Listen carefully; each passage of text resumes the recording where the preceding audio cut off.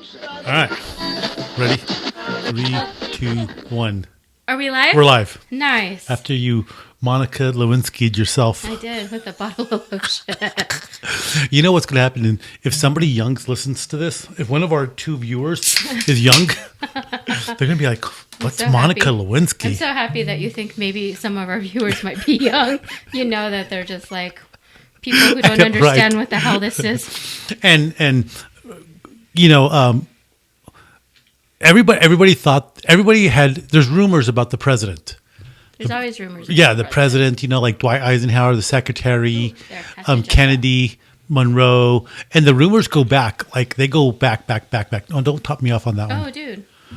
And, That's too late. All right. Well, it's full of ice anyways. So there's all these rumors about the president. But Bill Clinton was the first one that was like, first he has that talk in the White House. You know, he's like, I did not have sex with that woman. It seems like a week later, he's like, and then like a week later, it's like Quagmire from Family Guy. He goes, I gazinged and zoinged that girl, and he came out and admitted it. And you know how much of a man he is? No one hates him. No one hated him for it. Well, first off, everyone was like, the only person that got backlash on it was Monica Lewinski. well, yeah, poor thing. And then Hillary Clinton stayed with him. I know. Well, what was she gonna do? I mean, she's the first lady. Was she gonna that was like probably her first opportunity was like in politics. She was gonna be the first lady.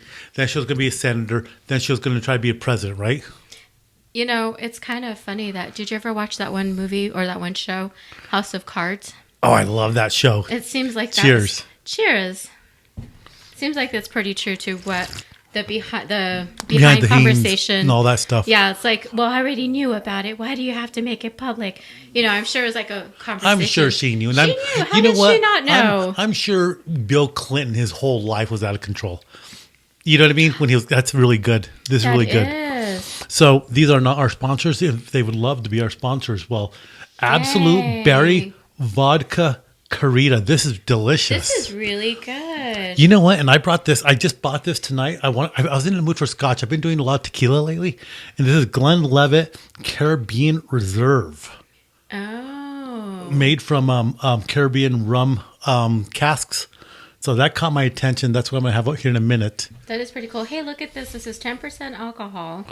But look at the vodka with natural flavors and colored with purple sweet potato juice. I feel even better that it's like... Yeah, like it's healthy. Sweet potato juice. Sweet potato juice. You would find you would be that person that would do that. I mean, it was accidental, but it just makes it all the much, like, more better. That's delicious. That is like super delicious. Dude. I like it. It's been like a minute. How long has it been? It's been a good minute. Like 3 months, 4 months, a year? You know what? Like, I'd say 3-4 months, right? Not that long. No? 2 maybe. 2? Is this the longest we haven't done this? It's the longest, but I feel like life got crazy. You got your promotion. How long have you been in your job for? I've been in my job for a while, but I feel like I've been doing more traveling with the job. And that happens. I mean, in reality, when you work and you get a promotion, you're going to get, sometimes you have to travel and you have more responsibilities. And that's just a given. It's going to happen. You know what I mean? Yeah, and you've been doing a lot of traveling. And I've been doing a lot of traveling, mainly for pleasure, but, some for work too. The Monica Lewinski story. I know. My own Maria Frijoles. Oh my God. No, that's been going good. But I think there's been a lot going on. Our co-pilot over there, he's not here tonight. He's been studying away. He's going to the nursing program, trying to get his career under control. But I think that happens in life. It does happen. It happens in life. We're lucky that we're not married. We don't have kids. I got a dog. I got mean birds, but no kids or a wife in tow. Why do they call lovebirds like they're called burpees or lovebirds? Yeah, why do they call them lovebirds? I don't know. There's nothing affectionate about those little velociraptors. They wake you up in the middle of the night. And they're sometimes they're fighting. They're like all squawking. And I'm like, dude, ladies, do they fight in the cage? I think sometimes they get excited. They're like, oh my God, you see that? And they go, and they need a little bit of drama in their life. And sometimes they sing lovely all morning. Really? Sometimes they sing very lovely, and they're all singing, and it's loud. And I have that one cage that they're in now, that big one. Yeah. It's super nice, and then I go in there and I'm like, oh, my beautiful lovebirds. I have cool colors. I go in there to give them food, to try to pet them, and they see me and they're like, dude, we're gonna eat you. We're gonna tear you apart. And it's like a whole flock of them now, so they're like, you're They're dead. like calculating. They're like calculating their next move against you, dude. I have to make sure everything is like secure. It's all closed down because they're gonna like. I have to make sure my bedroom door's locked because Dude. they're gonna throw like a Madagascar like little invasion on my house here. They're like, he's asleep. Let's go get him. It's like dinner, guys. We're gonna eat like kings tonight. You know, I have a feeling they're trying to recruit the dog, but the dog just doesn't want to do it. My dog, she's the kind of like dog happy-go-lucky. that like the lights are on but nobody's home. She's like, I love you. You're so nice. She's so sweet. She's like, lights are on, but no one is home. she's like, oh my God, the water just tastes so amazing. It's just like, it's like amazing. It's wet. It's wonderful. It's beautiful. I can't believe this. It's like the water's always been this good. Is this like from Antarctica or something? Is this like spring water? Aw, she's like a positive dog. dude, I know. She's like smiling earlier. She's just like with a big old grin. oh my God, there's somebody here. She's all, It's another human. Love me, human. Please love me. Love me. Love me. Please, please, please. I'll do a backflip. Please love me. Love me. she's a lot calmer though. She's not. I'm thinking of breeding her. I think because she's already had her lady cycles. Oh, She's a woman. She's a woman now. My little puppy that's Already not gave all her the there. top. You know what? If she was a human, she'd be one of those blondes. Like, oh my God. Yeah, I could see that. Her personality would so be that. Yeah. But yeah, she's a woman now. So I'm thinking of Aw. making little doodles. Little doodles. You need to find a good dog for her. I've got a golden retriever lined up. Yeah. I'm gonna make doodles. You're really gonna make labradoodles? Yeah, but I think her cycle is every 3 months, 2 to 3 months a cycle for dogs. Oh. So I have to I have to like plan it accordingly. Too bad they don't have an app for that for animals, because I know you I can find one think for ladies. They do. They have one for ladies because So, I have mine tracked. But you it'd be have to- nice. It'd be nice to have one for Because the you have to dog. plan it when they're ovulating, right? Well, when they've had their last, I mean, they do Yeah. have Yeah. their menstruation, right? So what does that mean? Like, so after she's had her last menstruation, she's fertile again? It takes, I don't know, for dogs. Come on, Jeanette, you're a woman. You're supposed to know Doesn't when happen women, right away. Listen, I just do what the app says. Like when do these eggs drop? When is like the baby making machine open for business? Well, according to my app, it says this week for me. So Whoa. I know it's like no. I'm gonna sit a little bit further back. Yeah, you should. Turtle myrtle. He's like, I was just sitting there in the house. I didn't. Matter of fact, I was overly dressed, and I don't know how this happened. But freaking And I Mark. was there for 2 minutes, and I got pregnant, and all we did was just hug and talked. I'd be like turning on the black light. My son of a bitch. Son of a bitch, his room is covered with who knows My what. God knows what. No Like- wonder. That's right. I'm very proud of it. Thank you very much. That was. I was like, I think there's a poem on the wall. You son of a bitch. So in my party days, You did that? I'm just kidding. well, Damn. I had a bunch of black lights. So in the house, always renting houses, I'd put like liquid Tide, and I would put the liquid Tide. I think that was like the thing with the black lights. Though. Yeah, and you It was the and thing. you just I like had a black light. and you like spray it around your house. Yeah. Like just like that. Not like a lot where it's goopy and everything, but just enough. And then turn off the lights and put the black light. And it looked Yes. cool. And then one day I took the black light into my house and I'm like, or my bedroom. I was like, ooh, I need to wash my sheets. And I need to, like, seriously. I was like in my 20s. I was like, gotcha. Gotcha. I need I've got a camera in here and it picks up sounds. I need to turn it off for like an hour. I've got cameras everywhere. This is like Fort Knox. Oh, yeah. I don't know where you have them, but. And I have an idea. I want to put a camera on my roof. She can, spy up? Stuff like that. Yeah, we'll talk about that in a minute. Okay. That is cool. Yeah, we'll talk about that in a minute. So, dude, like a lot's been going on. We've been busy. Our main man's been busy.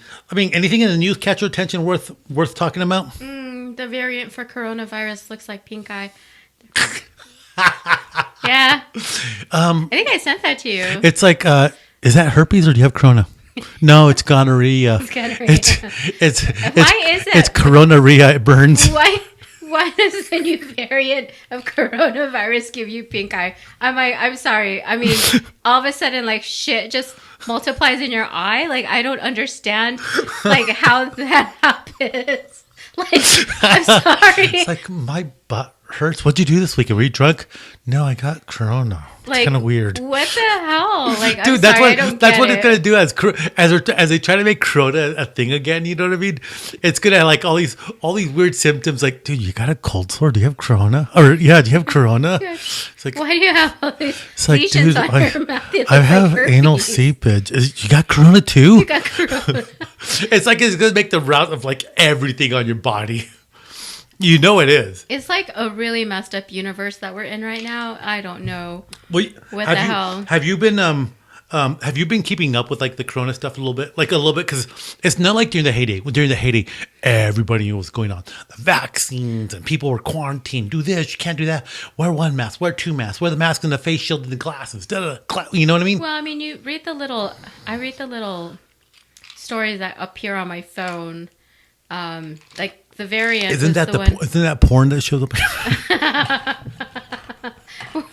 What little stories are you Corona talking about? get in there? It's like, ooh, what's this spicy? Oh Nope, my it's god! just corona. So now porn and coronavirus Go are hand like in hand. one and the same. Oh my god! Wow. I'm dying to try. Is it delicious? Is that berry vodka? Vodkaritas is. Absolute. I've been dying to try this Glenlivet. Dude. I know, very classy. But So that's really the last thing I read. Anything about Corona? I thought Well, they were saying something about like there's like cases. a lot of stuff has been coming out lately. Like, okay, remember like the conspiracy theory? What was the conspiracy theory about Corona? that it was created in a lab purposely. Well, guess what's in the news? It was federal created in a- government saying that Chinese were messing with stuff that was extremely contagious, Corona, all this stuff, and it's starting to come out. And even about what's that one doctor that everybody was referring to on Fauci, about all the stuff he was talking about. I mean, it's all, a lot of stuff is just coming out, like Twitter, Mm-hmm. like there was a massive leak regarding Twitter that Elon Musk confirmed that the government had come in and asked Twitter to like censor things. They asked him, and so Twitter went along with it. Not to like, they didn't say censor, but to kind of keep it from coming out. yeah. I wouldn't say to censor. kind of- What is that? That is basically. basically that's what they were doing though. You know, they're making sure that the all proper information was coming out, and like bad information wasn't being disseminated. And I was listening to a senator at this one committee hearing. They were interviewing a Twitter person, and she says, "Are you a doctor from Harvard, Stanford, like one of these great like medical schools?" And this lady's like, "No, I'm not." He's like, "So why were you censoring doctors about Corona?" And she's like, "Well, we weren't necessarily censoring." And then the senator cut her off and said something along the lines of like, "Did the U.S. government tell you to censor all these people?" And then she said, "Well, we were advised," and the senator cuts her off again. And I don't remember her name. I need to look it up. And she's like, "No, were you told to censor by the U.S. government?" It's like a yes or no answer. And it's cool. I've been listening to like a lot of these Senate committee hearings. Boring stuff, like the kind of stuff you grew up. Did you ever watch C-SPAN growing up? Never. I never did. Not purposely watch it. And so now I watch the news, but right. So people now, they don't have people now probably might have cable, but not like when we were kids. When we kids, we didn't have like videos you could watch on the YouTube and all this stuff. Yeah. You watched cable TV. Oh, pretty But much, yeah. There Whatever there was C-SPAN, and C-SPAN had committee hearings, like Senate committee hearings. Nobody watched it because, I mean, yeah, people did. If you're home, you're 80 years old, you have nothing to do, you'd watch it. But like to everybody else, nobody watched it, right? So now I find myself watching it, and it's like intriguing intriguing. Like senators just grill people. Did you do this? And people are like, well, we were advised and da da da. He goes, no. That's a yes or no question, ma'am. Well, in my experience, it's like, no. That's a yes or Did no. you or did you not do this? And people do not like answering questions. Well, people don't like to answer questions directly. Yeah, like, Jeanette, are you a whore? Well, define whore. well, in my experience, Well, in my you know, experience. I have many friends around the world, and I like to go out and meet people and talk. No, ma'am. Yes or no? Are you a whore? Well, In I this like day to and have a age, drink. Being an independent woman who makes money and is at a certain age is labeled a whore. Like, ma'am, yes or no? Do you get too much action from men you do not know? I do know a lot of men, and in my experience, I think Define how much action. But that's what it's like listening to these Senate committee hearings. But it's really cool because there's certain senators that get really like heated about it. Like they cut these people off and they're like, no, this is a yes or no question. Quit dancing around. Give me this dance around. And they're like, well, it's not so black and white. And it goes, yeah, it is. It is, absolutely. It's like, own up to it. You know what I mean? Oh, did I? Make us blurry. Oh, it made us blurry. Oh, we're still going though. Oh. I put the mouse in, but we're still going. Did you give us cat faces? I know, Dog right? Faces, poodle faces. So- Cocky faces. I find myself listening to that. So there's that. I've been listening to a lot of that, and then there's I've been keeping up with Ukraine. I matter of fact, You've been keeping up with this for a really long time. I have been keeping up with. Matter of fact, on Telegram. Do you know what Telegram is? Do you know what WhatsApp is?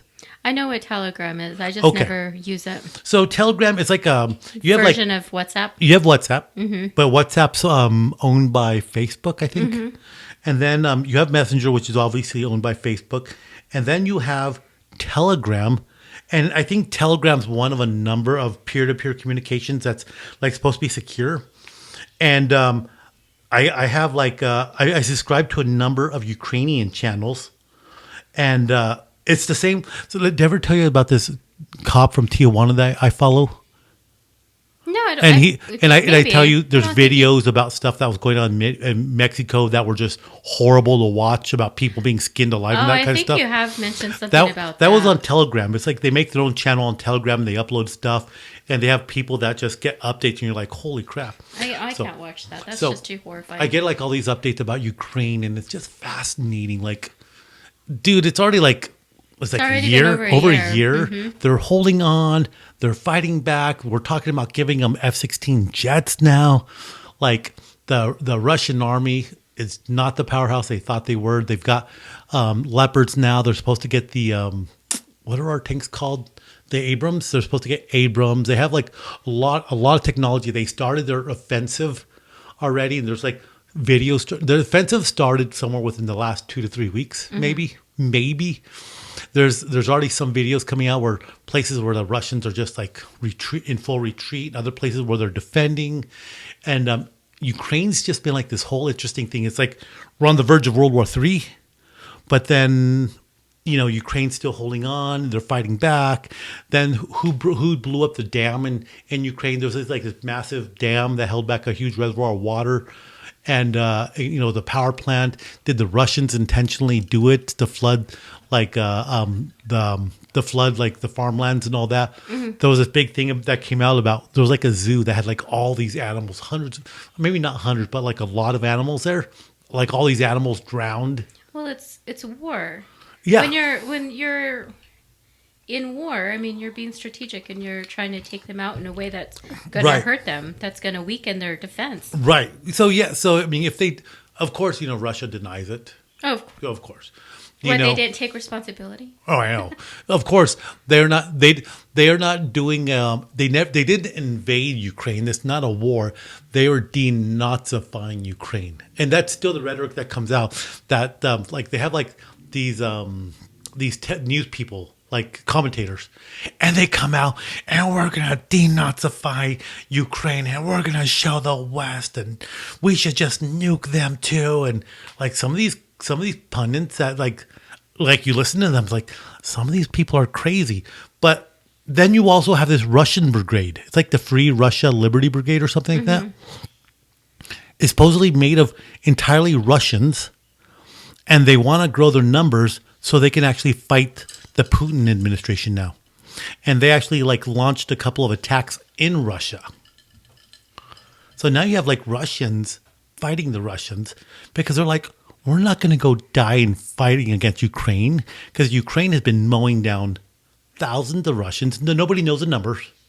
Maybe Russia knows it, but they're not saying. I mean, they're saying up over 200,000 Russian soldiers have already died. Like 250,000 Russian soldiers already. That's crazy. That's a lot of people. That's a lot of people. That's a lot of people. For what? Like this day and age. For what? Well, we lost a lot of people during the coronavirus. I mean, it's like a lot of people have died in the last 3 years. So the coronavirus came out. A lot of people have died. So, I mean, and we all know there's like natural cycles of pandemics and all this stuff. We know that. That's nothing new, right? I mean, it's nothing new. But the fact that some crazy guy that has dreams of a Russian empire, this day and age, this is not like medieval times. Like, there's internet, there's like information, there's communications, like live information. Do you know what I mean? It's like we're not so separated anymore. No.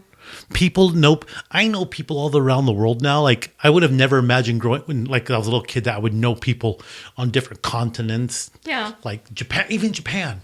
You know, stuff like my brother's in the Middle East. You know, like I would never have imagined that. But that's the world we live in. Yeah. And so in this kind of world now that we're so closely connected, that some crazy guy would try to do a very Hitler-esque invasion of his country. Like, remember when Hitler invaded Czechoslovakia? What did he say? I need like elbow room. I need elbow room. Do you know what I mean? like this day and age, you think? I mean, you know what I mean? We just can't fathom. I mean, this is stuff that we've learned in history books. These are things that we've seen in documentaries, history books, things that we've been told. But to actually see it happening today, and it's bizarre. Like, people still think this. I mean, you know what age we live in? You know, Back to the Future? Yeah. Marty went to the future. We've already passed it. We've already passed it. Marty McFly already came to the future. Oh, well, poor guy. We missed it. Marty McFly came to the future. When was the future? I don't know. I mean, I'm going to have to look it up now. Good. When was what year did Marty McFly go into the future? 2020? What was it? It was something like 2020 or something right around that. But Marty we've already surpassed Marty going into the future. Marty McFly caught coronavirus. I know, right? Poor Marty McFly. Poor Marty. I'm so when sorry. did Marty McFly go into the future? Or rather, what year? What year was the future in Back to the Future? Oh, I'm not connecting to the internet. Why am I not connected? This did not connect to the internet. Well, this is my original Surface. I love this phone. I love my Surface, a Microsoft Surface. It's kind of heavy compared to what they are now. Oh, I don't know. What year is it? I've had this thing forever. 2018. I don't know. Maybe if I reboot it. I guess it. 2020. Okay, I'll use my cell phone. I'll use my cell phone. Hold on. What year do you think it was? 2018. Because I really can't remember. What year into the future did Marty McFly go to? All right, you ready? Yeah. You ready, Jeanette? Yeah. Drum roll. Marty McFly, a 17-year-old high school student, gets lost in 1995 by accident. 30 years back in time. Okay. No, that was 19. He goes to 1955. Marty's from 1985. He goes to 1955. Mm-hmm. He went into the future. Oh, here we go. No. Yeah, he did go into the future. Oh, where is it? They had the hoverboards. He went to 1885 to like his grandfather time. Yeah, I like that one. 1955. He went into the future. I know they went to the future. Let's see. Like when he met his kids. Yeah. Yeah. 1980. No. Part 3. Da, da, da. I put my glasses down. Oh, I know. Are they blue blockers? They are blue blockers. Oh, here we go. What year did you say? I said 2018. They arrived on October 21st, 2015. 2015? 2015. So we are way beyond Jeez, Back to the Future. Yeah, we're like 8 years in the future. Dude, right? Like we've already gone beyond Back to the Future. Like what does that say? Like we are, and you remember Back to the Future when they went to 2015, flying cars, the hoverboards. His dad was like in this little hovercraft walker thing going upside down. Do you remember that? Yeah. Yeah, like we've already surpassed Back to the Future. But what can you see right now in our day and age that is pretty freaking awesome? Like you see Internet. First of all, cell phones. Like the computing power of our cell phones is beyond anything I think they all imagined. In itself, yes. Cars are like now becoming more tech savvy. Right. I was parked to a car and it wasn't like one of those expensive cars, but everything's being upgraded to what Teslas. Like they have like the dashboard with with like that big old computer screen and stuff like that. It's cool, dude, right? This wasn't even like an expensive car. It was just like a Hyundai. I was like, are it's you freaking kidding me? Though. Like it's about time. It was actually kind of cool. I was like, okay. Right. Like honestly, it's like it's about time, right? Yeah, there's a lot of freaking cool things happening. Yeah. But at the same time, like it's also really changed our society. Like you're seeing the effects of all of this technology and the effects of the younger generation. Right, You're seeing like, what were they saying? Like, what is it? The millennials or what is the newest millennials? That they're all stressed out because what generation is it now? You know what I mean? I had seen something. It was actually pretty stupid, but I like watching the little reels and stuff on Instagram. It's so funny because they're talking about like millennials having a midlife crisis. They're like, well, what are they gonna have a midlife crisis for? They've gone through crisis after crisis. So are we already at that point? They're stressed out every day. And they can't afford a midlife crisis because they're living paycheck to paycheck. I know, right? And I'm like, wow, okay. It's hard to believe that. Is that like a thing now? Like, I don't think anyone's having a midlife crisis anymore. Everyone's been in a crisis. I think the last 3 years has been a crisis. I feel like we are in between. Like, I feel like they're punking us. Like we're not millennials, but we're not really generation. Was it Z? Generation X. See, we're like I think you and I are like right in between, like where we kind of bridged a couple of generations there. They're talking about Generation X being like the feral children. Sorry. And look, like I felt like my childhood was pretty feral. I don't want to talk about like stuff people are talking about now, like having the whole conversation about woke and about sexual identity and all that. I think we can get into that, but I think you know what I just want people to do is just be normal. How about that? Stop getting their feelings so goddamn hurt. Yeah, like, right. Seriously, right. Seriously, like, stop. Like, just stop. Like, who cares? Who cares? Like, who cares? Okay, you know what? I mean, like, just if anything, don't get your feelings so hurt. It's gonna be all right. Like, look, if you need a hug, if you're a dude, you wanna identify as a female, cool. If you're a female, you identify as a guy, cool. If you want to identify as a chipmunk, go right ahead. That's, you know what I mean? We live in the society where you can do whatever you want. Do whatever the hell you want. You know what I mean? You do you. And then, okay, so that's fine. So hurt. Stop getting your feelings so hurt. Okay. Yeah, I don't know. And then you have the science behind everything. Because you know what? Science behind a lot of stuff has been there forever. Not forever, but like when you talk about chromosomes, genes, look, we know what the genetics for a male and female is. What you are inside on the cellular level. We know. And honestly, like, I mean, I don't know. If people feel out of their body that they don't identify with the gender that they're at, fine. It is what it is. Fine. It's okay. You know what? I mean, I'm okay with it. It's just, I don't understand why everyone's just I don't know. I see. And it's a sensitive thing. It is. It is a sensitive thing. And hey, I just want people to toughen up and more power to you. More power to you. If that's what's going to make you happy. And like, I understand people talk like the big fight now about kids. Like, what's the big fight? Whether you have them or not.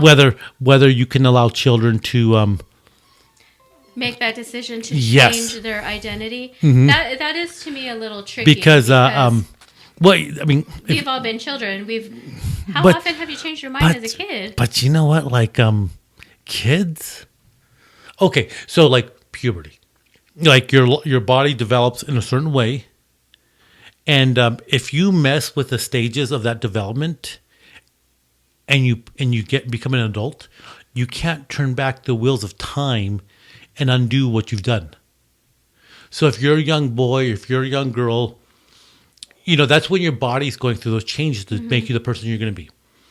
And if like you're like a little boy and you like say, oh, I want to be a little girl, they give you like all these hormone blockers and all this stuff. And then you, or even for a girl, give you a lot of testosterone and do all that stuff. And then 10, 15 years later, when you're in like 25, 30, and you're like, oh, that was crazy. What was I thinking? No, I'm a female. No, I'm a guy. What happens like later when you want to have kids? You can't. And then you're but like, you can't undo the damage that you've done by messing with puberty. That's hard. So there's a big debate, you know, going on politically about, you know, some states are outlawing it. There's states that are outlawing it, saying you can't do that to kids until they're like they're adult and they can make their decisions up on their own. But you can't do it as an adult to a child now. Which, like I say, honestly, I don't know because I'm not a parent, so I don't know the stress of watching your kids struggle through like identity issues. I mean, I don't know. But at the same time, I would hate to be responsible for making a choice with my kid who's like you could severely impact them. I know. And then future. Later on, it's like damned if you do, damned if you don't. So I was trying to be a supportive parent. It's not like the whole thing about being gay. No, this is huge. This is bigger than that. Oh, well, okay. Let's look back at the timeline. So, like when you and I were kids, because we're not that far in age. You're like what, 50? I hate you. No. Okay, but think about when we were itty bitty little kids in the 80s. Yes. Like, remember how taboo it was about being gay for us? Like you'd be like, oh, that person's gay. Oh my god. It was like a big taboo. It was like a big secret. Like it was. Oh my gosh. It was like even like by the time we were like in high school in the 90s and all that stuff, even then it's like so and so's gay or so and so's bi. But did you ever know? Like, okay, so I'm not gonna name drop anything, but like when I was little, I did have a close relative. Mm-hmm.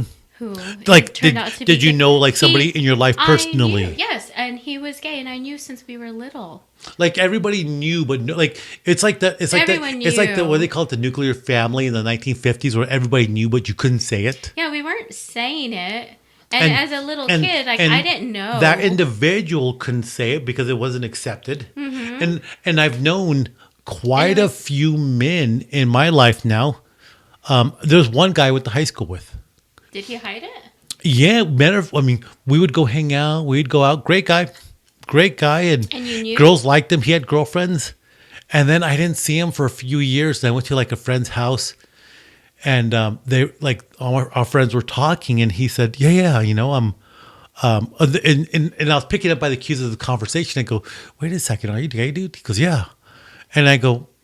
And in my mind, I was computing, and I was like, "Oh, well, you know, we used to hang out. Yeah, didn't you have like girlfriends and all that?" He goes, and he's like, "Well, you know, I was trying to hide it, and I was trying to deny it, and you know, and even that was like in the mid '90s when he told me, and I remember at that time in the mid '90s, I was like, you know, I wasn't gonna be a jerk to him or say like, burn you at the nothing like that, you know what I mean? But I was like, even at that time, I was like, oh, I would have never guessed. But again, this whole idea that you had to hide it all the way up into like your early 20s because, again, it was a taboo thing. Yeah. Like guys got beat up if they were too femme like that and stuff. Remember?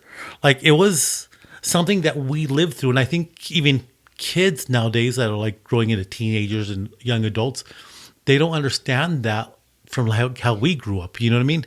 You know, I mean, or maybe they do. Maybe they do. I don't know. I have to say at least one thing that I do appreciate with what's happening is that the younger kids, the younger, God, I sound so old when I say the younger kids, but like, no, I mean, I think they understand differences better than we did when we were little. Yes. And I have to say, to me, there's like an beautiful. atmosphere of accepting. I love that. But the only thing that it feels dangerous is when, like, you have to let them figure out who they are as people. Right. How many times I changed my identity when I was in my early teens so many times. I mean, it was like, Did you really? Were you like goth with a dark eyeliner with Sharpie and all that stuff? I did go through a goth phase. Were you in the Spice Girl phase too? And I mean, I was like I went through that grunge goth phase. dude, with everybody did that. I mean, Nirvana came out, and all of a sudden, everyone went out to go buy a flannel. Dude, I never left the punk phase. Blink 182. And I still love that music. Dashboard Confessions. Greatest music ever. We've seen, New Age came out in the 80s. My dad so it's kind of like a lead into all of that. Like, well, and it's funny because my dad always told me this about my granddad. He goes, your granddad has seen so many things. He died in the 90s, like around 96, and he was 85. So he was, 96 minus 85. So he was born around 1905, around there, right? Yeah. Yeah, right around 1910. And my dad was telling me, like, your granddad grew up in a town with a horse, riding horses everywhere. Mm-hmm. And then introduction of cars and the introduction of airplanes. And he saw World War I. And he saw World War II. And he saw he lived in a place where he probably had no electricity, to the first phones, to the first TVs, the first radios. And then everybody has you know what I mean? Like, he saw the modern world be created, and you're like, wow, man, we missed so much, and like, what are we seeing? It's like time sped up. But we are seeing a lot. Though. But isn't that weird though? When you're I know we're not that much older. I'm a year older than you. I don't know. You're older than shit. I'm a year older than you. Like, guys, she's easy, but God bless it, it's older than dirt. It's like stale bread. Have you had like a pizza a week old? Jesus. And the crazy thing about week-old pizza is it's amazing. It is. I was going to say it's a delicacy. It's like, it's amazing. It's amazing. I didn't know it could hold up after a week. Oh my God, it's so it good, does. right? I hold up. Jeanette's like, I've held up like a week-old pizza. I hold up well. You know what? No, but the thing about it is we did see that. We did see that. Okay, we did see that. Because I remember going to can you hear me? Yeah. Okay. I remember my grandma's house, there is a separate casita where they would dry meats, but there was an outhouse. There was an outhouse. Yes. And then I would go to my other relatives, and some of them had outhouses. Right. And there's they still had the pump for the water and stuff like that. Dirt roads. That. This day and age, it's still there. My grandma, when I would have conversations with her, she told me when she was little, she remembered covered wagons. Wow, yeah, that's my grandparents. So freaking cool. That was my grandparents. And heck, when I was a kid visiting grandparents, we had to use the outhouse. Yeah. Crazy. And I'm sure it still exists in the world today. I'm sure it's still out there. Oh, we used to play in. We used to. I think one of the. You're gross. No, we used to use the outhouse when we were little because we didn't want to go inside. Anybody ever played with the outhouse growing up, Jeanette? Sweet baby Jesus. I think we put the lid down and maybe played in there for a minute. There's spiders. Gross. There were spiders. There were spiders. And then, in the outhouse. You always had to worry about going out at night. Was there scorpions or stuff like that? But we were always afraid to go at night. We were little. We would use it because if we went inside, we were going to be asked to stay inside. Mm-hmm. So we stayed out. We just stayed out as long as we could. Right. Until our parents came looking for us, and it would be dark. Well, okay. So we've actually seen a lot of stuff. Yes. But I think the miracle of this day and age, besides technology, the fact that we even survived. Technology now is advancing at a rate that I think we talk about, but I don't think we can comprehend. We see it every year. Though. We're talking about quantum computers. Elon Musk and this neural link linking robots your computers to your AIs. AI that you can chat with. That's crazy. But one of the aside from technology, one of the miracles of modern age that we see in democratic countries is this inclusion and acceptance of each other in a time where you didn't see that before. No. Like not on this level. Do you know what I mean? And I don't know where that comes from. Is it the acceptance of each other? Like, we're evolving as human beings. well, yeah, and the fact that you have men and women out in the workforce, you have that. Mm-hmm. You have. You mean you don't want to? Careers, You you don't have- want to be barefoot, naked, No. suckling a child while you're making breakfast. No. You don't want to be a baby making cum basket No. That's terrible. or cum dumpster. I'm sorry. Ooh. No, you didn't want to be that when you were growing up playing with Barbies. No. I totally thought you did. Oh I had my you pegged God. for that. Can you imagine? Is that how you played Barbies? You jerk.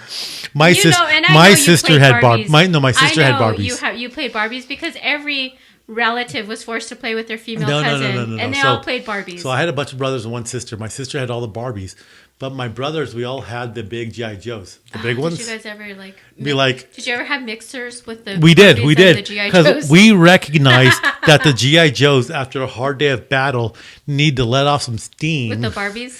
And it's like, hey, ladies, got a couple of dollars. What are you doing later on tonight? Oh, you guys are. Yeah, we figured that out real. We figured that out real fast. It's like, oh, Duke, you're so sexy in your fatigues. Let me help you with that big rifle, Oh my that god. big gun. Oh my God! So, Yeah. but yeah, so modern day, aside from the technology, the fact that there's so much more acceptance amongst each other, it's kind of a big miracle. The fact that It so many is. people with different religions, people get married amongst different religions. Mm-hmm. This day and age where people like Interracial marriage. interracial marriages and then like same sex marriages, It's a lot of like everything. it's a lot of acceptance. People, I think it's focused and stuck on the negative, but there's a lot of good that's we've seen in our lifetime. Well, I think that we did get to see a lot of. We thought we had evolved, and I think when it came down to presidential elections, Mm-hmm. you've kind of started to see where the line was drawn. But even then, like you don't really know how far. Speaking you of go. presidential elections, You okay, don't know how far you go Jeanette, until you see that there's you opened still up a disparity. whole new can of worms that I don't know if we have time to go Ooh, into. no, we do What not. do you think about the president? He's like falling now. He's like, Dude. did you see that video? I mean, dude, what was up with that? I think that we need a reform of younger people, like trying to Okay, be president. I think this whole Is it thing about like more being of a okay. certain age, like Well, I think. that Here it is. that Here it needs to is. stop. We President Biden tripped and fell after delivering a speech and handing out diplomas to graduates at Air Force Academy in Colorado Springs on Thursday. it's embarrassing. Poor Dude, guy. I mean- poor guy is like all elderly. What the hell? And then he wants to run again. Oh. He came out that he wants to run again. Like if anything happens to him, his vice president Kamala, she is not. No, we need Qualified. We need some new blood. But there has been some new blood. There's We like need some new Dan blood. Crenshaw. He's like a new blood. He was in the military special forces guy. we need another Kennedy. We need a 40-year-old out We there do shaking. need another. We need a Kennedy. There's a Kennedy that's going to run for president too. One of the Kennedys is going to run for president. One of the Kennedys? Mm-hmm. Wow. Yeah. I hope there's no such thing as a curse because, goddamn, we need another Kennedy. I know, in our- right? I would love to see another Kennedy in this lifetime. Okay, who is it? The Robert F. Kennedy Jr. 2024 presidential campaign was formally launched April 19th, 2023. Robert F. Kennedy Jr., a member of the Kennedy family, environmental lawyer, anti-vaccine activist, and author, announced his candidacy in Boston, Massachusetts. He is challenging incumbent Democratic President Joe Biden. But if Joe Biden doesn't want to step down, because remember the incumbent president always gets the ticket. I think we just need to change that whole thing where presidential candidates are of a certain age. Like I'm telling you, we need to be a little bit more forward thinking. We do, and I think there needs to be. Hold on. Kennedy is son of U.S. Attorney General and Senator Robert F. Kennedy and nephew of U.S. President John F. Kennedy. So they're still there. That's cool. And did Maria Shriver, did she divorce Arnold Schwarzenegger? He's no I longer. don't know. Is he he's no longer part of the Kennedy family, right? Because Maria Shriver was a Kennedy. I don't know if they're together. together. I don't know I either. saw a new documentary on Netflix about Arnold, and I haven't watched it. That's how I keep up with that. I watched a documentary. You have to admit. Let me see. Get divorced. Get divorced. I know. You have to admit, Arnold Schwarzenegger. He's kind of lived the American dream. Yeah, he has. Came to America with like something like $20 in his pocket. Honestly, I'm impressed by the guy. I really do want to watch that Look documentary. at Schwarzenegger and Shriver got married in 1986 and were together for 25 years before she filed for divorce in 2011. Their divorce was finalized in 2021. What do you think was going to happen in his heyday? He was like an icon, a bodybuilder, movies. He's acting He again, was. though. He never stopped acting, but he was getting tailed left and right. And the fact that he was banging the maid or something like that, like, what did she expect? Would you be upset? What? I don't know. Like, I mean, I don't know. It just seems to me like... Good for him for staying in the game. Good for him for acting and not giving up, becoming governor and doing all the stuff. You know... I wouldn't be upset. I mean, you're telling me that you married this guy... Would you be not maybe upset, surprised? Would you be surprised? You know, I mean, I'm not saying I'm not saying I wouldn't be upset, but I don't think I'd be surprised. What if she was a prude and he had the sexual prowess of a tiger? What if she was like giving it left and right? And we need to watch the damn documentary. Dude, we need to see this. What if she was the whore? Oh. And she wasn't like doing all the nasty stuff that he wanted, and he was like, oh, I don't need you. I'm gonna go get the maid. She likes to take it dirty. She'll take it raw. Dude, like seriously, like okay, the dynamic of marriages. Like I don't even know. Do you know what I mean? I think marriages in the next 20 years are gonna. I think only 25% of people are gonna get married. You know what? I think marriages are gonna start to decline. You know the smartest thing I heard this week? People not getting married. No. It's dumb. This is really good scotch. Don't do it. The Glenlivet Caribbean Reserve, really good. Recommend. It's delicious. No, I don't even. It's delicious. Do you mind if I just? As long as you wipe the herpes off your mouth. Well, maybe the scotch will kill it. If your scotch doesn't kill your herpes, then Jesus Christ. Jesus. I'm afraid to use your glass because of your herpes. Tell you more. No, the smartest thing I've heard this week was government needs to get out of the marriage business. Oh. Isn't that delicious? It's not what I thought it's it was not gonna strong be. at all. It's not overwhelming. It was actually... It's very delightful. Yeah. It's a nice scotch. I've been on such a hard tequila kick lately that this was a nice change. I was going to bring out my bottle of tequila. I bought like a cheap bottle of tequila, and I took it to my friend's house, and it was amazing. Oh, did you go hang out in EP? Not this weekend. Oh. I wanted to. I was just tired. But yeah, I think that was the smartest thing I heard was government needs to get out of the marriage business. They don't need to be telling people who they can marry. You don't need to be. I mean. I think that you have to get a marriage license. You have to get a license to marriage. But then there's all these perks, and there needs to stop being perks to marry. Damn. Well, what is the marry? Okay, tell me if you're thinking about marriage as taxes. As a business, is there any arrangement like tax filings? I mean, you double your income quick. I knew a young man who met a girl in college. And nice guy, great people, really good people, but she needed insurance. So I think that marriage has become a business arrangement. Him and her got married so she can get on his insurance because I think he's working for like the city or something like that. And, yeah. But they stayed married. They have a kid now and everything. So, but at the time, I guess I don't know if they're dating, but she needed the insurance, so they got married for that benefit. I'm almost looking at marriage as a business contract. Maybe. I mean, I do like the idea that if you want to get married, you want to get married in your church, and the thing that matters to you is your wedding certificate from your church, because a lot of people do that. It's important to them. Well, because those are people who believe in love, and I think that the idea of love is great, but I also think you'll fall in and out of love so many times in your life that I just don't know if I believe in. But there's still a lot of people that want to be in that. They want that, but they want to do it easy, and they want to be able to go to the courthouse and say, like, we're married. We need an app.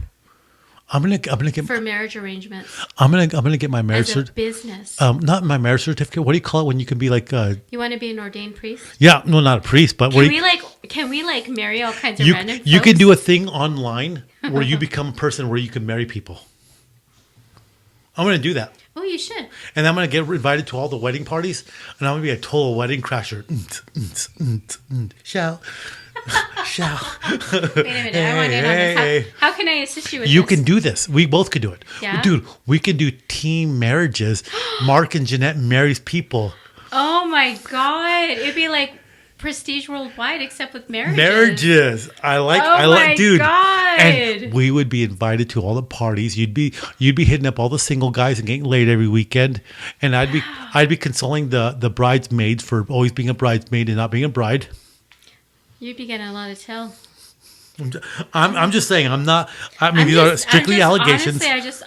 Honestly, allegations are strictly.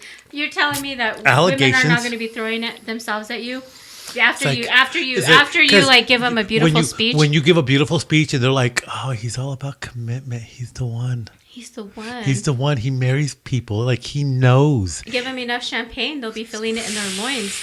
Yeah, dude. Dude. This is why me and you. This is why me and you.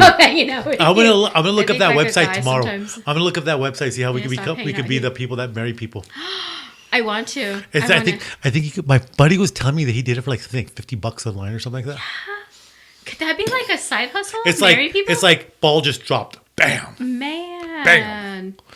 Okay. Let's change the topic. So let's okay, stop we were all talking over about the our place. hopes and dreams. So we talked with him about a little bit about Ukraine. Ukraine's still going. These people are fighting for their lives. They're doing something. We're talking about Russians are getting tired and they're fighting their own government now. I think that's going to get momentum. I believe that the Russians are going to get momentum and fighting their own government and saying like, Putin, you need to step down. You're a dictator, and you know what? We don't want to fight in this meat grinder where you're setting us to die. I think that'll get momentum, and I think when I think it gets full momentum, I think you'll see something like a kind of like a quiet revolution in Russia for them to depose Putin. And and I've said this. I don't know how many Russians or Ukrainians are listening to our podcast. 0. I don't know how to say. I mean, maybe that one, and you never know. I know, right? Hold on, I got to learn how to say that. How do you say hello in Russian? Hold on. Hello, privet. For our Russians that are listening to us. I think that's how you say it. I don't know. Huh. Yeah, privet. Wow. Yeah, privet. We even have our translator. Right, Google Translate. Let me tell you how to say it. So anybody that's listening to us from Russia or Ukraine or the Russian friend, privet, welcome. I do that with my dad. Sometimes we'll be having a conversation. Uh-huh. He's speaking Spanish to me. I'm speaking English to him, and then we get stuck on a word. What does that mean? Like, I need Google Translator. Privet y dobro halovat.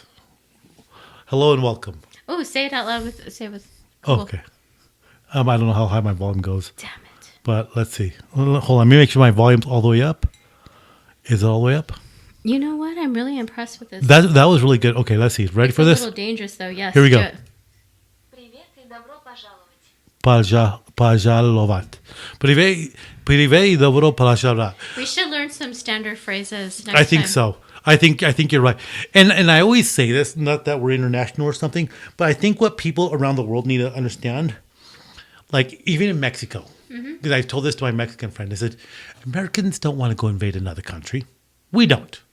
Because, okay, so even with this whole thing about Biden wanting to make cartels terrorists. Why do you think Americans don't want to invade other countries? We want to. We're just comfy. We don't leave us the hell alone. Leave us the hell alone. Okay, leave us the now hell say alone. like Taiwan.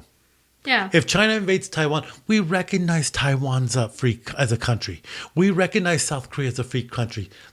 North Korea, leave them the hell alone. China, leave Taiwan alone. I think we just want some alone space. Is that what it is? Leave us and leave our friends alone. Leave our friends alone. But if you're going to come after our friends, we're going to be there for them. Yeah. We're going to back them up. But at the same time, and this came up with the whole Mexico talk. When Biden said or some senator said, we need to make Mexican cartels terrorist. And my friends in Mexico said, well, my friend asked me in Mexico, so does Americans want to invade Mexico or something? Why do they want to come fight cartels? It's like, we don't want to go invade Mexico. We want to do something about cartels because your country's not doing anything about it because your politicians are in bed with cartels. Well, they are. And actually, my dad and I had this conversation earlier today. It's like, I'm sorry, cartels are the government over there in Mexico. But the thing about it is, it's not like it's not a safe situation for Mexicans because you piss people off, you disappear. And it still does. Disappear. It still happens. And it's not like a safe thing. It's not like if Me as I'm there all the time. People, I don't.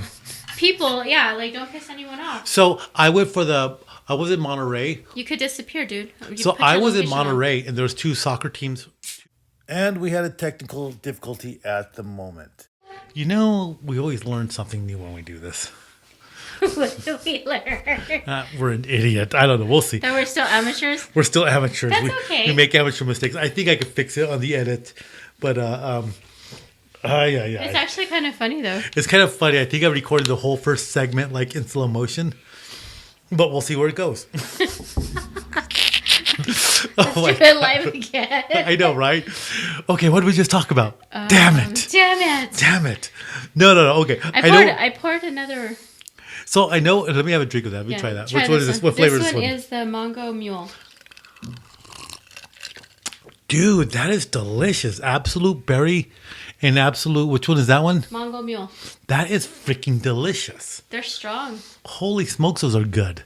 I know, it's like I'm impressed. Going to like Bosque, but for sparkling. I know, right? Stuff. But I like it because I like the vodka drinks. Those are really good. I'm gonna have to get some. These are for nice. the ladies. Hey, ladies. For the ladies. I got absolute berry vodka. You're gonna get like the 10%. I know, right? Do like, they make it 20% when I bring people over? Okay. So we were talking about like why people think Americans want to invade, right? And like well, no, and then we were talking about Mexico. And so my friends in Mexico, yeah, like we don't want to invade. We don't want to invade, but the whole thing was like, well, don't you guys want to wage war on the cartel, so you come invade Mexico? I was like, no, we just want to like stop the drugs. We don't want to invade Mexico. We did that already a long time ago. It's done. We don't. Yeah. Americans like Mexicans. They like going to Mexico. They want to go travel down there, tourist and all that stuff. We don't want to do any of that stuff. You know what I mean? But for some reason, there's this whole idea that like Mexicans have a fear that Americans want to go invade.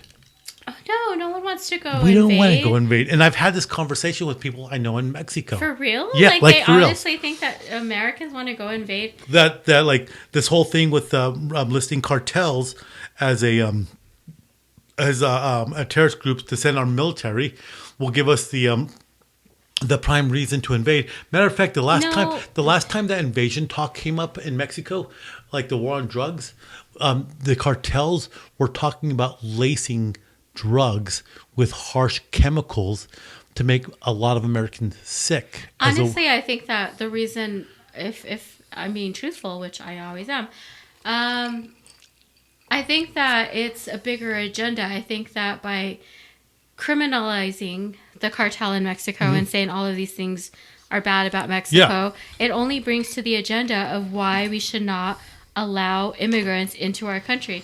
And I think that's what it really comes down to. Well, okay. So I don't think that it has... I think it's just trying to reinforce something that it's a controversial thing here in the United States. Immigration is controversial.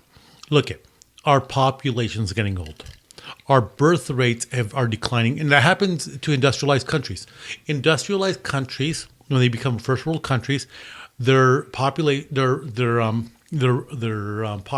like birth rate, it starts to decline and flatline. Okay, so you have people that are retiring. You have people that are getting old. You need people to come work. You need it to drive the economy. You need it. Do you know what I mean? Yeah. And then as you want your labor force to become more advanced, more technological and all that, you still need the labor force to come and do these other jobs. Right. So you still need immigrants to come in, become Americans, to do all this stuff. Okay. And then here's the thing. We grew up in America. So you know, some kids in America, they say like, oh, the American dream's dead. Do you know what I mean? Have you ever heard people say that? You know, I haven't. But, I've also said that I don't like the coin phrase, the American dream. But again, talking to my people, my friends that are out of country, the American dream is real for them. People like not from America, they talk about coming to the United States, getting their like residency or whatever, becoming a citizen, getting a job, being able to provide for a family, being able to get a home. And maybe that's where I think I've kind of have to backpedal on that because I've always thought that not thinking other than just me, myself, and other Stop people. thinking It's about like, yourself. I know I was selfish, but I was thinking the American dream is just a way for government to put you in debt. But It's like okay, the Joneses. true, It's like sure. okay, so me in my mind, I'm thinking it's like the Joneses trying to keep up with Right. the Joneses, but that's actually not true, and I have to backpedal on that because you're right. There are The dream to Okay, have here's the thing. home ownership. A lot of Venezuelans want to come to the United States. They're traveling by foot 2,000 miles by foot. Yeah, they wouldn't be doing it through for really bad conditions. I mean, and they're from a socialist country where if it's a true socialist country, their government should give them everything. Okay. Right? Side. Right, convo. okay. I was in El Paso with my dad. We were thrift store shopping because that's what I love to do in El Paso. Oh, good Lord. I love it. Besides the You strip never clubs? know. Besides going to the strip clubs? I love going. Okay, so we had we had encountered this guy. He had all kinds of clothes in his cart. Then later on, my dad's like, well, because I asked to see if we can have his cart, and he's like, no, I got to take this stuff to my car. My dad follows him so we can get a cart because there's no carts. So he follows him, and he's like, I just learned that guy was buying a bunch of clothes because of the immigrants that are in El Paso. He buys clothes for them so he can help them. I was like, wow. Americans do really good things. I was like, that is amazing. It made me feel like an asshole because I never think to do You that. never thought that, right? And I think it's beautiful. It's a wonderful thing. Okay, yeah. Americans do good things. People look at all the issues in our country. They think America's a bad place. You look at gun violence and all that. America's still safer to live in than most countries. But El Paso has a lot of good people, though, too. Look at Mexico. Yeah. It's strict gun regulation. How many people disappeared due to gun violence? They were killed, kidnapped, shot down in the streets and all that. But it's weird because it's not uncommon from what I've... In Mexico. It's not uncommon. People disappear all the time. But Mexico is a country with strict gun laws. You can't just go buy a gun like I can go. I can go to the pawn shop and get a gun. That 7-day waiting period, boom, gun. Yeah. And so...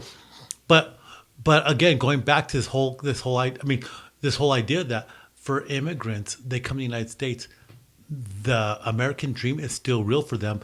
And like I say, Venezuelans, even if they get a job, they don't make enough money in a day to buy a loaf of bread and freaking eggs. Yeah. Mexicans work a week, working 12-hour shifts for the full week. They only make like $75 a week. And people say things down there are cheaper. No, They're not that much cheaper. You buy a pair of Nike socks down there, it's about the same price, if not a little bit more. They're not that much cheaper as they used to be from what I remember. iPhones. Yeah.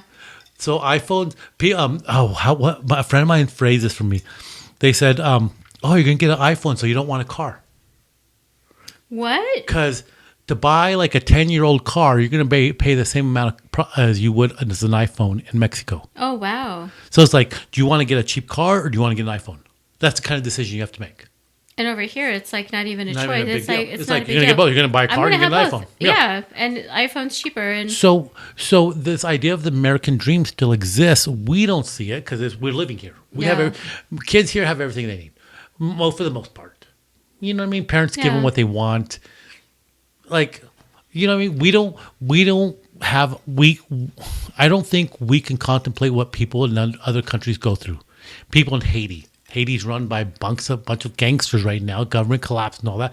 People in Africa that don't have anything. Like, there's people from all around the world that come here, not because they're trying to commit crime and all that, but there's people that actually see America as a place like, hey, I can go do construction. And they just want to have security. And that's housing, affordability. I've done construction. Food. Do I want to do construction the rest of my life? No. You know what I mean? If I have children, do you think I want my kids to go do construction? It might be good for them to do it a little bit. Yeah. You know what I mean? Like, hey, this is what backbreaking work feels like. Builds a little character. So go to school, get an education, and get a very technical job that you're going to pay a lot at, and you're going to make an impact on a lot of people, right? Yeah. But so it's immigration's controversial, but the reality of it is we kind of need it. We need it because we need workers in the economy to pay taxes, to replace the aging workforce. And then our current workforce we have, as they advance and become more skilled and more advanced, we need people that are going to do the work that we don't want to do no more. Yeah. Like there was that one argument, immigrants are taking our jobs. And it's like, no one wants to do those jobs. I don't know how many people want to go pick chili in the field because picking chili sucks.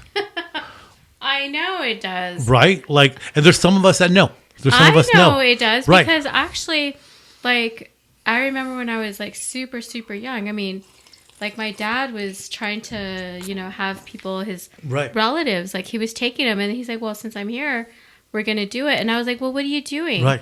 And as little kids, I was like, well, I'm going to do it too. And you know what's funny? I got bored. And there's so many bored. There's so many misconceptions about America, and I think this has to do with the modern media. So a friend of mine's talking about violence, racial violence, and all that. And again, people from down, Latin America and all that. They're like, so like blacks and whites and all that. And I was like, no. I go, here's the thing. America is a country of immigrants. Yeah, we're very diverse. We have people from all over the world. We have Chinese communities. You go to like certain cities, you have Little China. You have Italian communities. Yeah. You have like Mexican communities. You have Korean communities. You have black communities. You have so many different people in America. But you go to Mexico, and Mexico has a national cultural identity. Mm-hmm.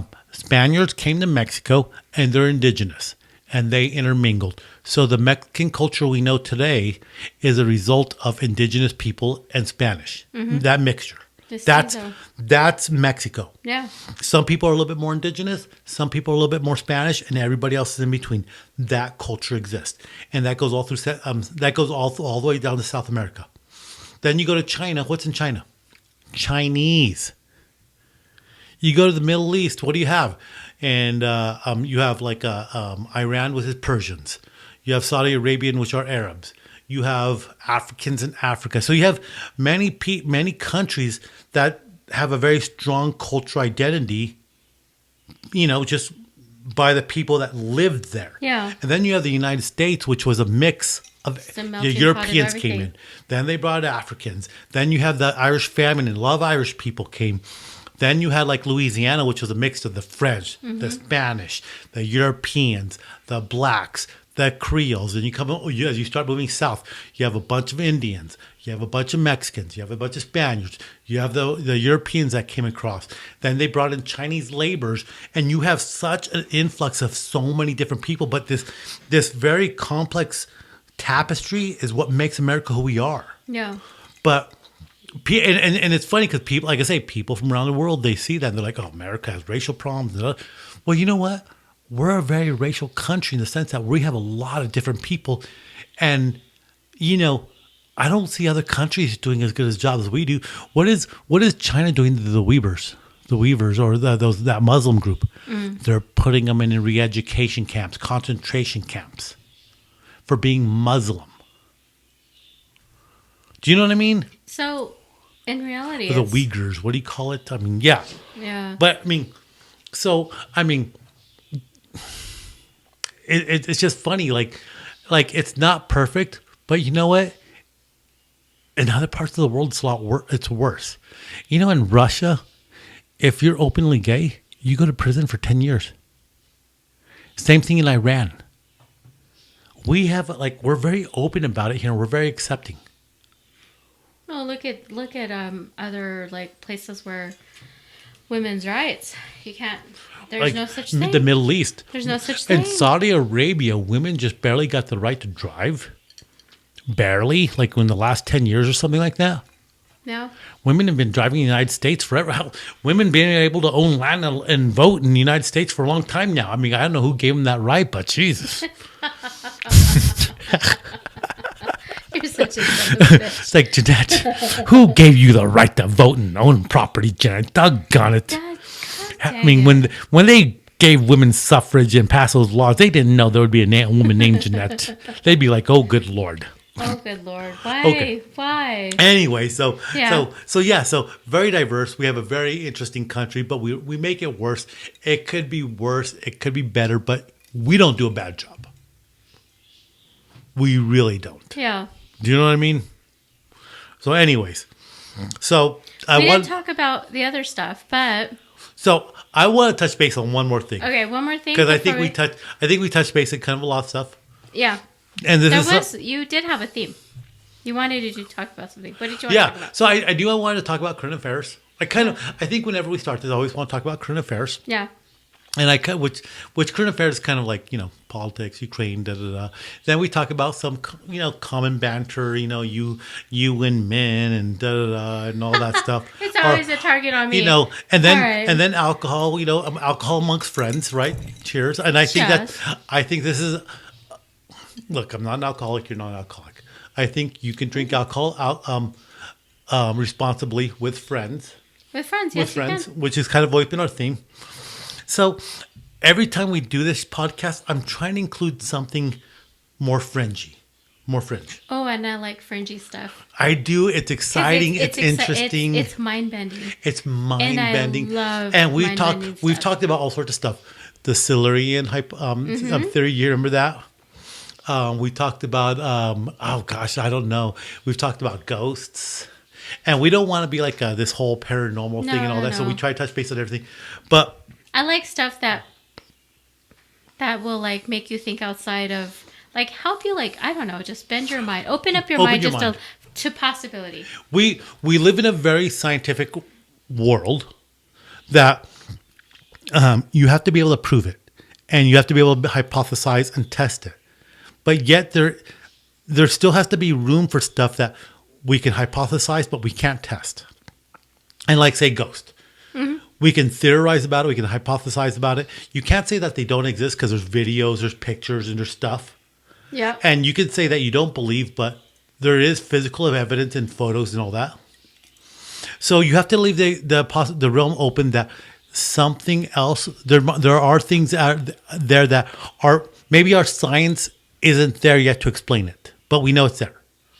Do you know what I mean? That's where we start talking about with the thing that you sent me. Yes. So there's something going on in the world. Yes. And it's funny because it goes in cycles. More spottings. So like in the 30s, 40s, 50s, World War II, they talked about it. Then it became taboo to talk about. But there seems to be a quickening. Have you ever heard that? A quickening? Where things are like, it's coming out again and it's going fast.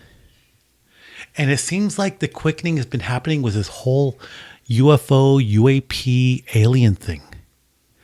And there seems to be a lot of talk about it. There's a lot of talk. Even the government talk about it. Because a couple months ago, remember the Chinese balloon? Yes. Oh, so, and then there was like the whole like. They shot down 4 things. One of them was confirmed as Chinese. Yeah.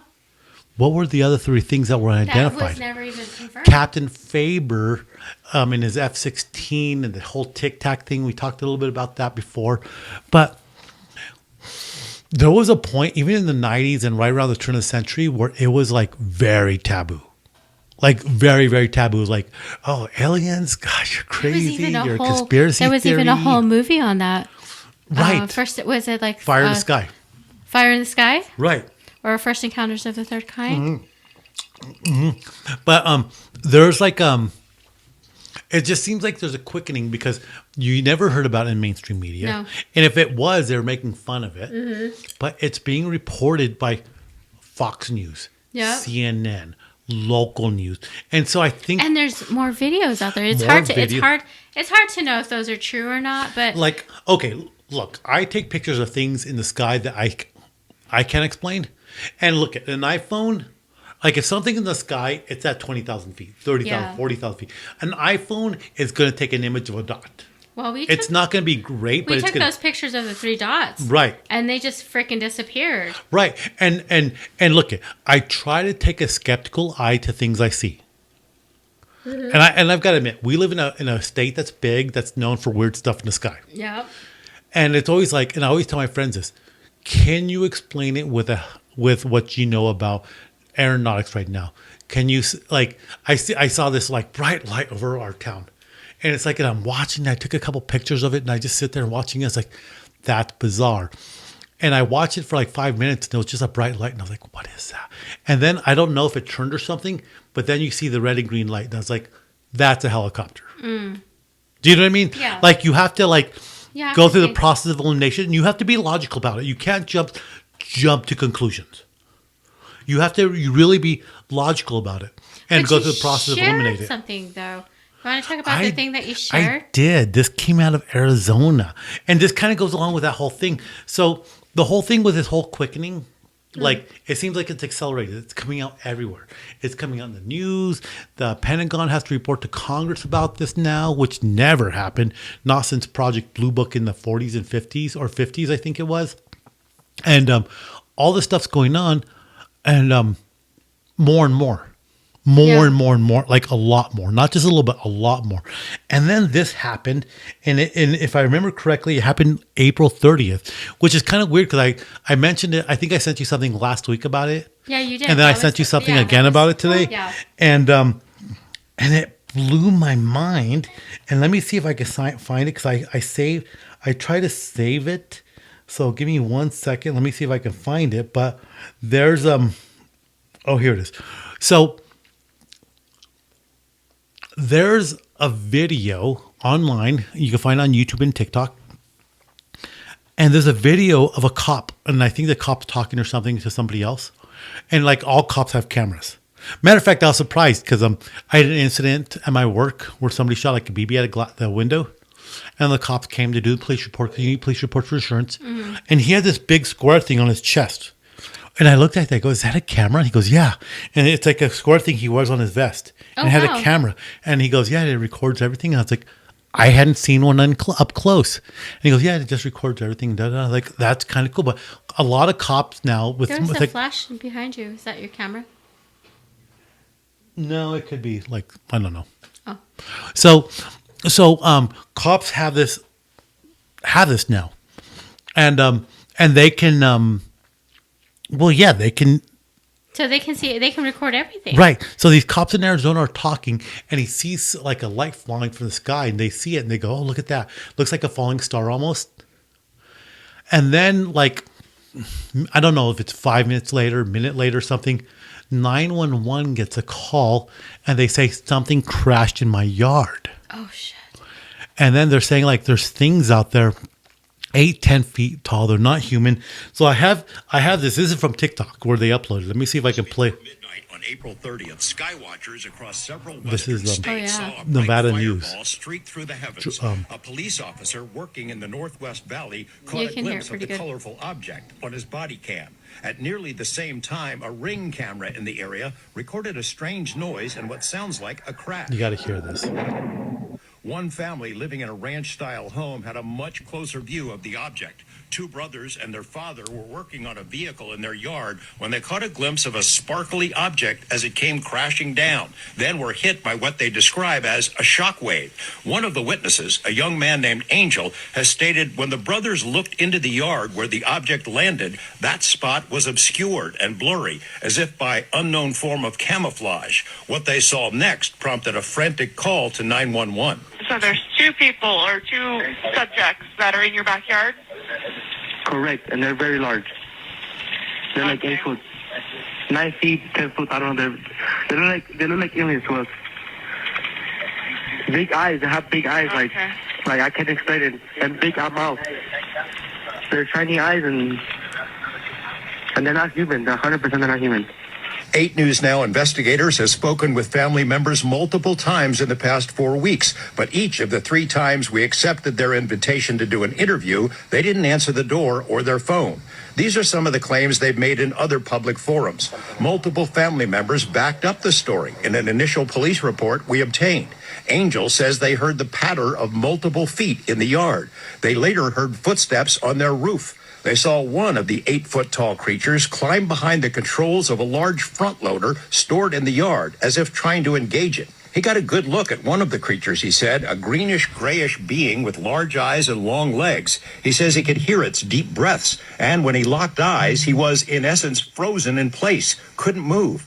In the middle of the yard, where the object had crashed, then vanished, a circular impression was left in the soil. Okay, where is this on your property? Metro sources say the police dispatcher initially wondered whether to send a crisis intervention team to help the troubled witness, but then took the incident seriously.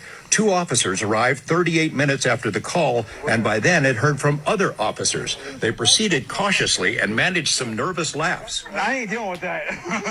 A few days later, the family says, 2 Metro sergeants returned to the scene to ask follow-up questions. The family says they also saw men in suits and sunglasses driving in a car Men in with government Black. plates cruising slowly past the house in the following days. Nellis and Creech have denied any interest or involvement with the incident. Metro has indicated they believe the family that something crashed in their yard. But what? Someone else has access to it. You mentioned, George, in that piece that, they were frozen because so many people have been critical of, like, why didn't they get their phone out? Why didn't they shoot the video? Do we know if there's even any video of this incident? Yes and no. So there's a surveillance camera in the backyard. The property owner keeps that because he's got a lot of expensive equipment there. What we were told is that at the moment this thing comes down and crash, this camera went out, and it was out for a couple of minutes. When it came back on, the object was gone, but the circle was there. We've been told by Angel in multiple phone conversations that he shot video of the creatures. We haven't seen it, and we don't know anybody else who's seen it yet, so maybe he'll release it at some point. It's getting a lot of attention. Yeah, all over. All right, George, thanks for that. So that guy that's talking, that's George Knapp. He's a reporter, investigative reporter from in Las Vegas. He's the guy that reported on and got the first story regarding Area 51. And so he's kind of known as like being a credible reporter, going through the reporting process. So he's not just like a crazy. He's like known for like doing really good reporting, investigative stuff. And so that's who was talking about it. But he's got all these like information about the family, about the cops, and about everything. And it's like, what is this?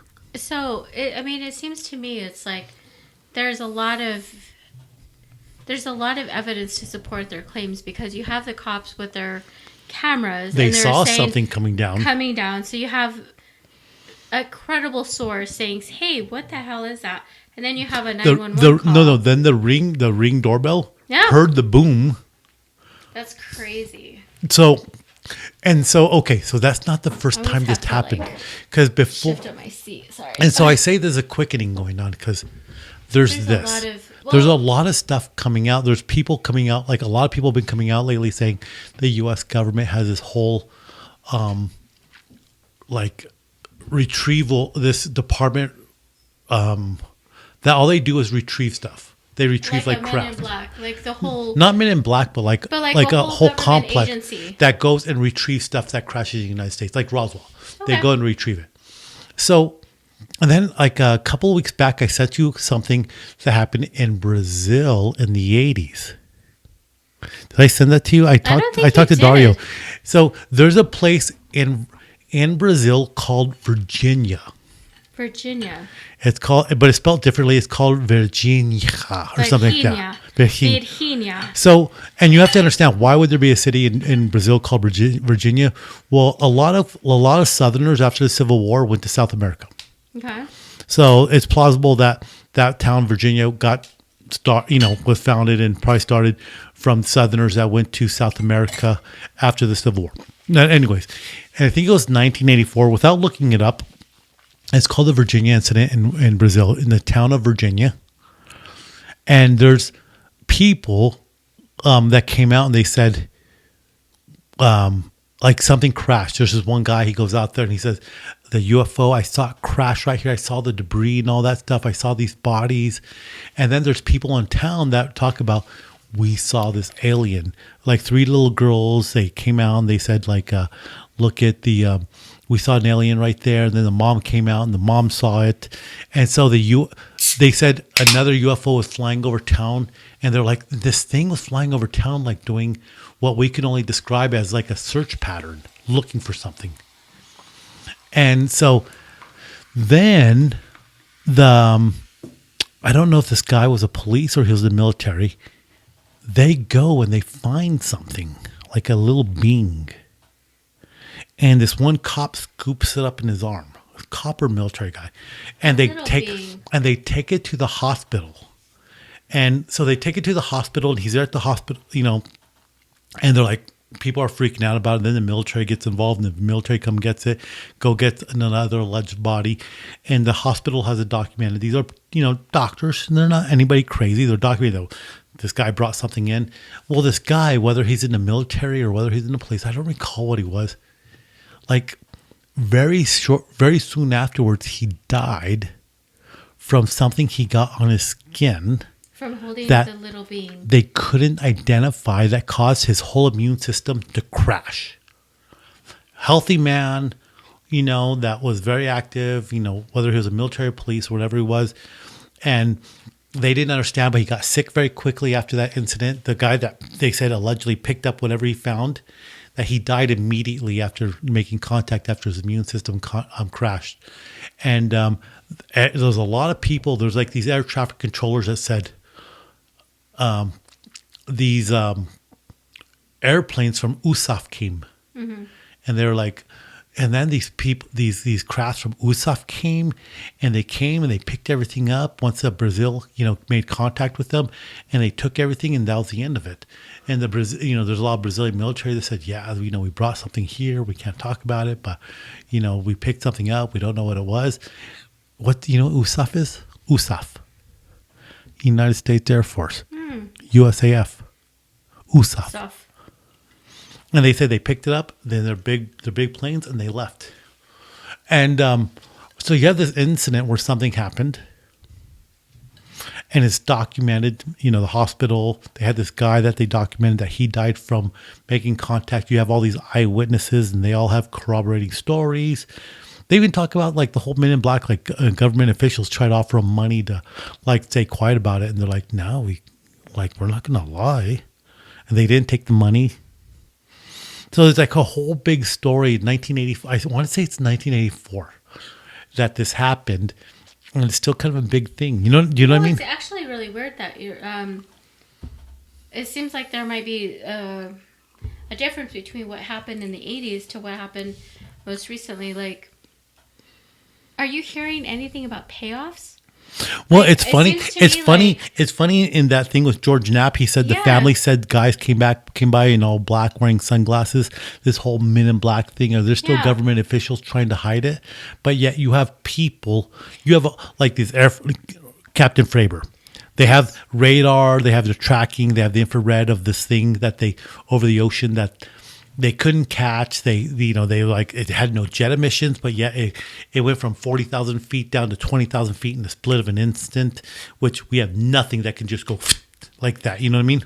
And that's the thing about it. It's like you can't really hide these things anymore. Not in this day and age. This technology gets better. And then there's more conspiracy theories out there. Mm-hmm. I mean, anybody who has a social media site, right? Okay, so there's a lot of shit out there. We all know there's a lot of everyone should be suspicious, but there's too much out there. And reality, in reality, you have to have a suspicious mind. You have to have it. You can't believe everything. And maybe not suspicious, but analytical. Yeah, you can't believe everything that you see. You really cannot. You know what? There are still things like falling stars, things entering our atmosphere, flying down, burning out. You know what I mean? Meteorites and all that, little ones that come in. That still happens. But when we see things in the sky, what is it? You know what I mean? Like, and there's like that one thing I was telling you, I was watching flying from far away, flying over town. I was like, what is that? Because it was intriguing. It was a bright light. But as time went on and I watched it long enough, it's like, that's a helicopter, because suddenly, like all of our planes here, anything civilian, military here, has certain markings on it to identify it. Mm-hmm. You know what I mean? The red and green lights and all that stuff. So that does exist. You know what I mean? So you have to I think you have to really earnestly try to figure it out. Is this extraterrestrial? Is it man-made? And you have to scrutinize, because you have to. We're not that far from an Air Force base. It's a scientific process. How many times have we heard the sonic boom here in cruises? Oh, a lot of times. A lot of times. I mean, so many times. Like, they always do a lot of But flying, and I don't know about testing, but you're in What- New Mexico. once There's a lot of testing. once you get through all that, though, there's a number of things that you're left with. It's like, what was that? Like the whole Blue Book incident. Or Blue Book, Project Blue Book, who the military was investigating UFOs like in the 40s or 50s, maybe in the 50s, because the 40s was still World War II. People reporting, they got all these reports, and that's where it coming up, like, it was an airplane, it was this, it was that. But I was listening to them talk about it, and I don't remember the general's name that was in charge of Project Blue Book, was very skeptical at first. And it said, what it was saying was, at the end of it, he was very skeptical about it, this guy that was in charge about it. But at the end of it, there was still a handful of things that they just couldn't identify. And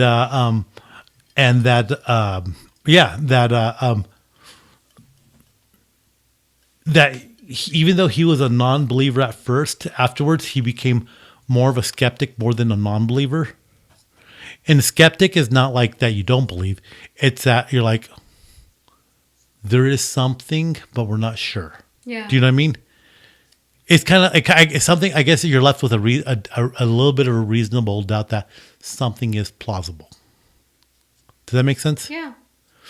So this thing in Arizona, maybe people are just sticking around. It could be people are just sticking around and being stupid.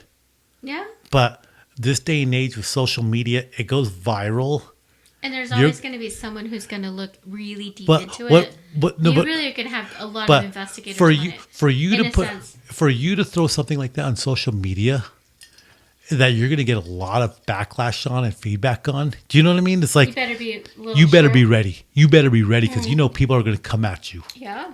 In this day and age, and I don't think I would not make that kind of claim on social media anymore because people would just blow it up right away. It's like, so you have to be ready for the worst of it because you know people are going to come at you. Oh, yeah. Do you know what I mean? You can't do anything on Right. social media without knowing, or at least having, you have to have, I guess, the confidence to back it up or Right. just not back down. Right. And so that was bold. So this happened like 42 days ago, April 30th. And like Arizona, the Phoenix Lights. Yeah. Remember that Phoenix Lights in the 90s? The lights that were seen over Phoenix, and people, like tons of recordings on the Phoenix Light that people cannot explain. You're going to see I think that you're going to see a lot of activity in places like New Mexico, Oklahoma, Arizona. Everywhere. And places where there's not a lot of light pollution because the skies are clear. I mean, you have to, it can be a surprise. I think it's getting closer to the point where people are going to have, okay, here's the argument. The argument was like a long time ago. What is this? I don't know. Cherries. So here's the argument. People came out saying the government came out saying society is going to fall apart. People are going to lose their religion. They're going to go crazy because we're going to tell them there's life in outer space, and people are going to lose it because they can't handle it. No. First of all, I think people have always been able to handle it, but I think people now are more capable of handling it than ever. And the more you try to hide stuff now, the more people are going to be more suspect of it. Do you know what I mean? Do you think if something were to really come out concrete? Like government says, yes, this is it. Like the UFO lands on the White House. Do you think people can handle it? Oh yeah. You think so? Yeah. I think more. I think more than ever. We're well educated. We're well connected. Okay. Just based on our last elections, not last elections, but based think on about Pearl Harbor. Okay. Think about 9/11. You never thought 9/11 would have happened after Pearl Harbor. You never thought that would happen again. No. But thought that. I'm sure people at that time in 1942 or something like that, they never thought Pearl Harbor would happen, but it happened. So you have all these things that are happening that people never thought would happen that have happened. I don't even know what that conversation would be like. Right. There's aliens. alien rights. What is that? Would be like? What They're would that here be? to take her. What do you think that conversation would be like? Well, what would that conversation be like? I don't even know. What are the motives and da-da-da? But I think we're at a better place now where people are better educated now than ever, more well-connected.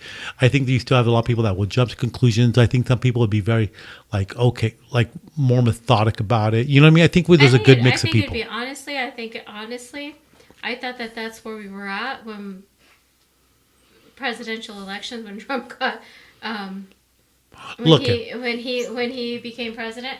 Honestly, like, I didn't realize, and it's not about Trump. It was about our people, the citizens of the United States. I didn't realize how divided people really were. And this is not that long. Are people divided? It was always or like this, or maybe it was just speeches. I thought we were more. Do you have more people that are just done with the establishment and they're ready for change?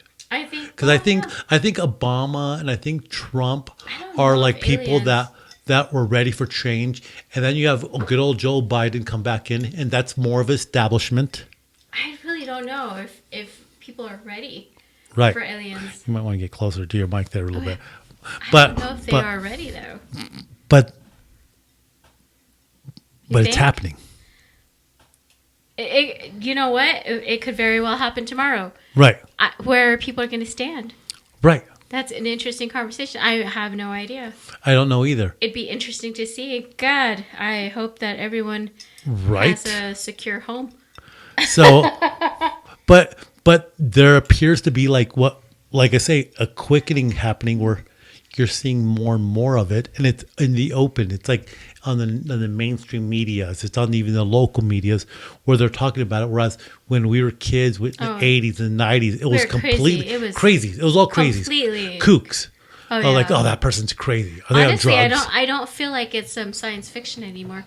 I really feel like there is something out there, and I feel like we're going to get really close to it super quick.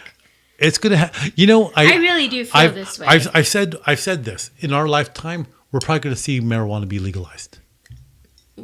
How many marijuana shops are there here? More than 50% of the states have legalized it. More than 50%. And there's franchises. Have you not noticed like the common franchises here? But like that says something. More than 50% of the states in America have legalized the use of marijuana for recreational and medicinal use. It's a matter of time before we see the federal government saying, okay, let's legalize it. It's going to happen. And it's a conversation if you're in a job, like the way we are. Obviously, if you're a doctor, you can't be high. Well, no, obviously. But honestly, when I went to my training, it definitely was a conversation that we did have. Because you see it more it wasn't like, no, we're not going to ignore it. Let's talk about it. Because, a lot of... And do you remember when we were kids, like drugs? Like drugs was like, oh my God, that person's doing marijuana. Oh my God. Well, this whole idea of like UFOs and aliens, and we're going to keep on talking about it. Oh, no. But again, when we were kids, that was just all crazy talk. It was the crazy people. But now it's in politics. It's in the media. It's everywhere we're going. And it's in my day-to-day life. It's in the day-to-day life. Just because of the laws here in our state. Sure. And being in the jobs that we're at. Right. Of course, you're going to run across some issues with that. So UFOs is something that maybe in our lifetime that it's going to come out like, yes, this is happening. Yes, this is a national security issue because we can't do anything about it. They're in our airspace. They're over our military installations. We can't do anything about it. They're there. You can't hide it anymore. But now, let's say this thing in Arizona is real. Okay. Okay. It might come out that it's no, we hoaxed it. We were just, we were just doing like an Instagram video. We want to screw everybody. Yeah. That could happen. Sure. But it also could happen that more and more people have this happening and somebody comes out and says, this is a concern and there is like life out there that we can't explain now. Like something else. Or maybe even like we're encounters a third or fourth kind where one person has like an encounter where suddenly one day it's like, it's out. Like, look, there's something happened. The government says, yes, it's life. We don't know what it is, but it's there. Yeah. And now we have to deal with it. And who knows? But it's happening. Crazy. Right? And it may happen in our lifetime now. I think it's closer than ever now to happening in our lifetime. I think it's going to be closer in our lifetime for sure. It's kind of crazy, right? It's like, it's kind of crazy. But I think it's going to happen. And like, I think you're going to see more and more things like this happening. We're going to have to keep up with this. Like, I think it's going to be something we have to keep up with now and start talking about more, because it's not fringy. It's getting less and less fringy and more mainstream. Ah. Do you know? Yeah. Look, I've said this from the get-go. The universe is big beyond what you and I can comprehend. It is beyond big. And the universe is billions of years ago old. We're talking humanity being tens of thousands, maybe even 100,000 years old. Humanity. Well, that's the thing, though. But- I mean, okay. But hundreds of thousands compared to billions, that's like a drop of a droplet of water in the ocean. I think we know enough that we've been outside our planet. We know there's a possibility. We're just not the only ones. Right. And with that idea in mind, we cannot be so just Like close-minded. narrow-minded. Yeah. Yeah, to think that there isn't other possibilities, Right. other worlds. I mean, we know enough Right. to know that there is space beyond our atmosphere. The beyond James the Webb telescope in outer space, it's really out far in outer space. This James Webb telescope that we put out there. There are other planets that we're able to see. And now we're starting to be able to see them so well that they're able to say, this planet is really good for life. This planet is really good for life. This planet is really good for life. Matter of fact, they look at the moons in our solar system, like Jupiter and Uranus and all that, and they're like saying like, these planets are like all perfect for life too. So science is actually proving it that life is possible, and it's probably going to happen. It's going to happen. Yeah, we can't be closed-minded to it. We can't be closed-minded. I love it. Love it. That's a good place. That is a good place. I love it. Oh man, I've got to see if I can fix the first video that we did. I've got a project ahead of me. Good Lord, I can't believe we're still amateurs. We recorded the first half in slow motion. We need to probably do this more frequently so we don't. Okay, we got to make a deal, like All every right. 2 weeks at minimum or something like All right, this. we need to have a set date. Like a brunch on the weekend or something. All right, we I need think to the have, brunch a ones are set- fun. I love the brunch ones, honestly. Like the They're really Saturday good. brunch ones. Yeah, those when are you my favorite. when you could make Sunday, I was like, oh, I wanted to do brunch. Oh. Oh. Okay, so next time we meet, it will be a brunch. Yeah. Because I like those because it's like we get creative even with the cocktails. Right. And we actually make it like a theme. Like we're gonna do this. And I can't stress this enough. Drink responsibly. We're not getting smashed. You can have drinks with your friends, and I know. I think a lot of people know when you get together with your friends and you have drinks, you talk about a lot of cool stuff. Yeah, and it's fun to bring other people into And the it's conversation. and it's about time in America we say like you can do this responsibly. Yeah. It was like it seemed like for a minute it was really taboo. Like, no, you're drunk, you're stupid, and all that. And and people do get that way, but you can do it responsibly. Like when people get on the patio and have drinks, talk about family and all that. You can do it. Just don't be dumb about it. Yeah. Hey, if you're an alcoholic, then don't do it. I like that. I like that. I like that. Anyways, it was good to see you All right. again, and we're gonna Love do it. this again soon. All right. All right, love it. Cool. Bye. Bye.